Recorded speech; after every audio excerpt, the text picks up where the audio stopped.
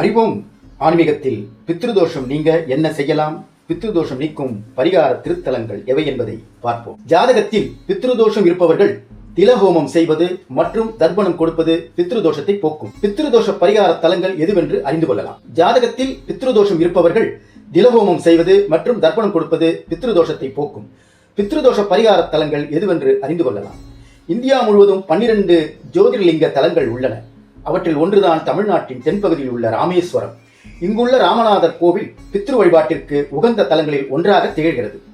ராவணனை கொன்றதால் ஏற்பட்ட பிரம்மஹத்தி தோஷம் நீங்க ராமபிரான் சிவலிங்க பிரதிஷ்டை செய்து வழிபட்ட தலம் இது.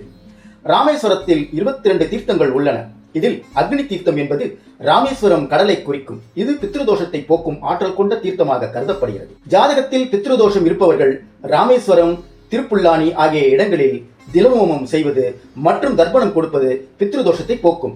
திலம் என்பதற்கு எள் என்று பொருள். மயிலாடுதுறையில் இருந்து திருவாரூர் சாலையில் பூந்தோட்டம் என்ற ஊர் இருக்கிறது.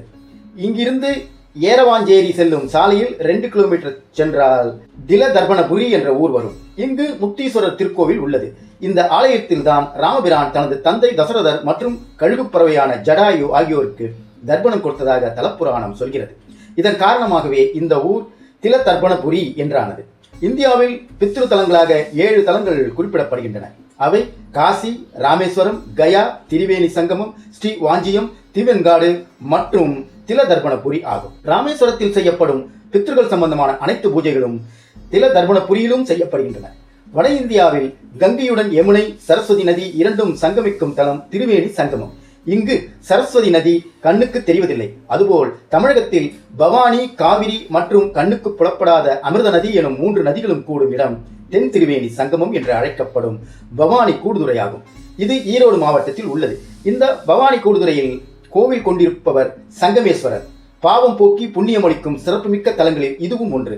ஆடி அமாவாசை, தை அமாவாசை நாட்களில் இங்கு நீராடி பித்ருக்களுக்கு தர்ப்பணம் செய்வது மிகுந்த விசேஷம். வைகை ஆற்றங்கரையில் அமைந்துள்ள சவுந்தர நாயகியுடனாய புவனேஸ்வரர் கோவில் பிரசித்த பெற்றது. சிவகங்கை மாவட்டம் திருப்புவனத்தில் இந்த கோவில் இருக்கிறது.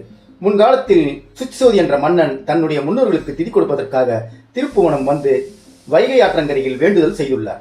இங்கு இருந்தவர்களின் அஸ்தியை கரைத்தால் அவர்களுக்கு பாவ விமோச்சனம் கிடைக்குமா? பாண்டிய நாட்டின் பாடல் பெற்ற 16 தலங்களில் திருப்புவனம் ஒன்று.